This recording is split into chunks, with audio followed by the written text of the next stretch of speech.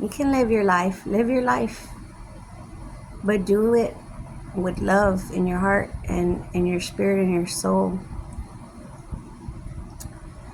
Someone might say, well, love got me hurt.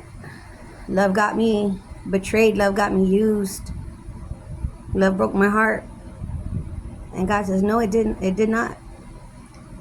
Your discernment, your actions, your choices got you hurt.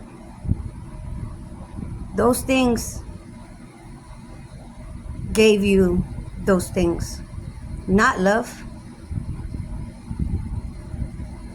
People fear loving because they think they'll get hurt again.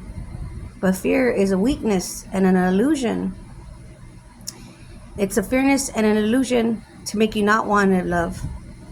But love is the highest form of energy in the whole universe, and it cures, it heals, it breaks strongholds, it strengthens, it purifies, it protects. It's the new commerce. It's the new money. If you're not doing something with all your heart and with love in it, it's not going to prosper. If you don't love what you do, whether it's your career or how you live or where you live, what you're doing, if you're not in it with love, it's not going to prosper. It's not going to stay stable. It's not going to thrive. You don't have to fear love. You don't have to love anybody particular. Just love yourself and love what you do. Because you're putting, whatever you do, you're putting that out into the universe. And that's how you get it back.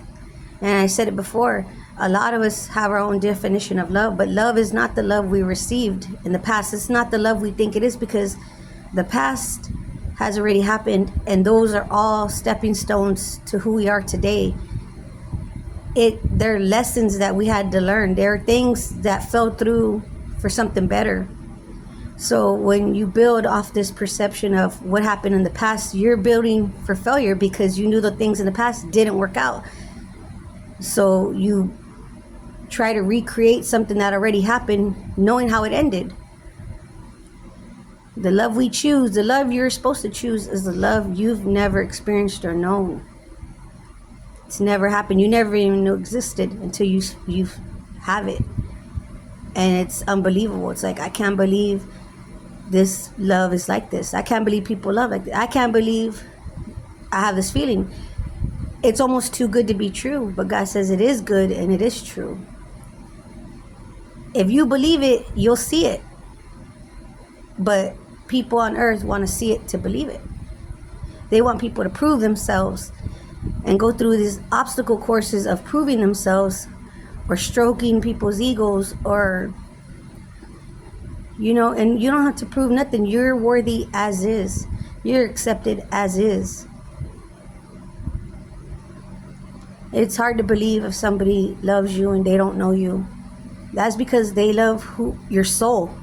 They see inside you deeper than what the exterior is.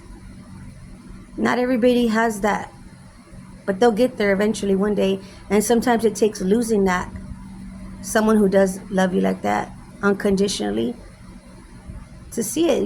You don't see it until they're gone. It's just something, a part of life you live and learn, and you learn to appreciate. And when you can't decide who to love or how to love, God will choose for you. You can't decide, so God will decide for you. If you can't appreciate the things or the people who love you unconditionally, or you want to love them when it's good for you or to your benefit, which you're not obligated to love anybody but yourself first and foremost. But if you don't love yourself, you're definitely not going to love anybody else. And if you put others before yourself, you're never going to be happy. You can't make other people happy if you yourself are not happy. It's impossible. It's a faulty foundation. You don't have to be with anybody else in this life, but with yourself, complete and whole, as one with the Creator, one with the universe, one within. singularity. Be whole and complete and love yourself with all your heart, and love whatever it is you do every day, and put that energy out in the world so you can receive it back. And when you receive it back, don't fear it. Don't think that you're not deserving or worthy of it, or it doesn't meet the criteria to your standards, because we're all imperfectly perfect. You yourself are not perfect. We're all sinners. Nobody is better than nobody. Think back to a time when you prayed. You yourself prayed for God to send you somebody to love you just the way you are, with all your flaws.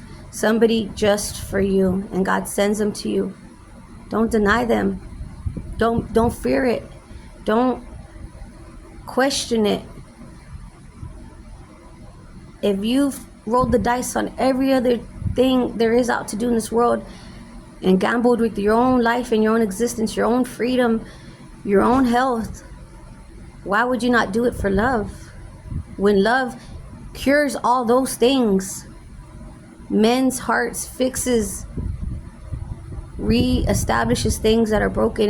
It is everything that is good. And if you have love in your heart, you have God in your heart. And if you deny love, you deny God, because that's who he is. He's not a person, it's a feeling, it's a vibration. You feel it. It's in a wave of an emotion. That's who Christ is. That's who God is. It's a feeling.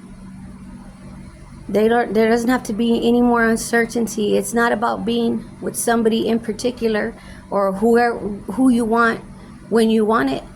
The world doesn't work that way. God gives you everybody and everything you need in due time and orchestrated time. It's never how we want it to be. It's always what we need it to be, when we need it to be. But think back about the time when you prayed and you cried to yourself and you said, I want someone to love me just for me. I don't want nobody to use me. I don't want nobody to hurt me. I want somebody who's just like me, who's just as deserving as me. And when God sends them in your life, don't deny them. Don't be fearful, because even you yourself know how you can be in your flaws. And when you see someone just like you, it scares you, because you know the things you've done. You know the ways you behaved. You know the things you've done in secret, and you're scared that perhaps this is your karma. Perhaps this is too good to be true, and it's not. God says, don't ever fear love. Even if you were to lose out on it, it's their loss. Just know that you loved no matter what. There is no other vibration or energetic force stronger than love, unconditional love, in this world. And if you don't have love in what you do and in yourself, or to put out in the world, everything is just a distraction. Everything is a setup for failure. It won't prosper. It won't thrive. It's the new commerce. It's the new money. You don't have it in your heart, it's going to be seen. If you're not giving it out, you're not going to receive nothing good. You're going to attract like-minded people who just want the materialistic things from you. You cannot guard your heart forever. You have to open it up, because when you guard your heart, you block off your blessings, you block off your opportunities, you block off any ways of healing, of succeeding, anything. You can have all the money in the world, you can work all your life, but that's all you'll ever do, is get stuck in toil and labor until you die. Never knowing love. And come judgment time, God will say, what did you do in this lifetime? And you say, well, I worked my whole life, and I provided for my kids, and I did this and I did that. And God's going to say, what did you do for yourself? And you say, well, I got me a truck, I got me this, I got me that. God will say, no, that's all in the junk pile. He's going to ask you, did you love? Did you forgive? Did you open your heart? It's going to be the things that money can't buy that God's going to weigh on the balance scale, and he's going to see who you are and where you belong and where your place is in his kingdom. And when you didn't know how to love and you couldn't love, you didn't know nothing of it, he'll send somebody to you to show you what it is, so you can love others that way. Even if you don't want to love that person, you can love someone else. Or they can be an inspiration for you to love yourself, you know? Don't ever deny it. Don't deny yourself something beautiful and something good because you're deserving of it.